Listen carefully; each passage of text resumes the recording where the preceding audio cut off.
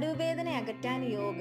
മൂന്നാമത്തെ ആഴ്ച പരിശീലിക്കേണ്ടവയിൽ അഞ്ചാമത്തേതാണ് അനുലോമ വിലോമ പ്രാണായാമം. ഇത് ചെയ്യുന്നതിനായി സുഖമായി നട്ടെല്ല് നിവർന്നിരിക്കാൻ പറ്റുന്ന ഒരു അവസ്ഥ തിരഞ്ഞെടുക്കുക. വലത് കൈ ഉയർത്തിക്കൊണ്ടുവരികയും ചൂണ്ടുവിരലും നടുവിരലും മടക്കി വെക്കുകയും ചെയ്യുക. അതോടൊപ്പം തന്നെ ഇടത് കൈ മലർത്തി വെക്കുകയും ചൂണ്ടുവിരലും തള്ളവിരലും പരസ്പരം ചേർത്ത് പിടിക്കുകയും ചെയ്യേണ്ടതാണ്. വലത് കൈയിലെ തള്ളവിരൽ കൊണ്ടുവന്ന് മൂക്കിന്റെ വലത്തെ ദ്വാരം അടച്ചു പിടിക്കുകയും ഇടത്തെ ദ്വാരത്തിലൂടെ ശ്വാസം ഉള്ളിലേക്ക് എടുക്കുകയും ചെയ്യുക.